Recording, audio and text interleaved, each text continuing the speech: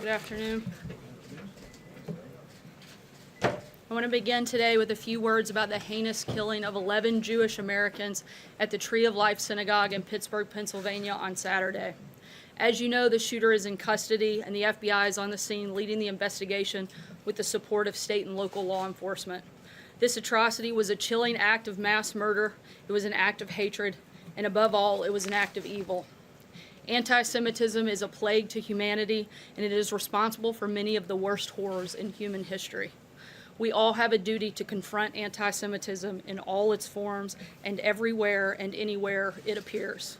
The American people reject hatred, bigotry, prejudice, and violence.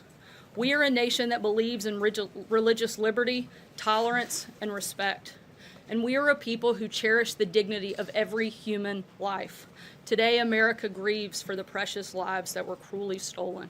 Our hearts ache for every person who lost a loved one. The 11 Jewish Americans who were horribly murdered represented the very best of our nation. They were brothers and sisters who looked out for each other. They were doctors who cared for citizens in need. They were proud grandparents who taught their grandchildren to value faith, family, and country. And they were the religious heart of the Tree of Life community. Our nation mourns the loss of these extraordinary Americans, and we also pray for those who were wounded. Our hearts are with the 4 brave police officers who were shot and injured while trying to stop the attack. We thank God for these officers and for every member of law enforcement who responded swiftly and bravely. In the wake of the attack, we have witnessed Americans of every faith and tradition coming together to mourn with their fellow citizens, to support one another, and to stand in solidarity with America's Jewish community.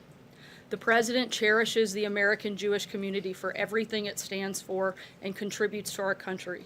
He adores Jewish Americans as part of his own family. The President is the grandfather of several Jewish grandchildren.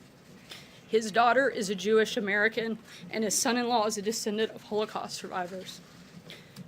Tomorrow, the President and First Lady will travel to Pennsylvania to express the support of the American people and grieve with the Pittsburgh community. And with that, I will take your questions. Jonathan. Sir, the President said over the weekend that he could tone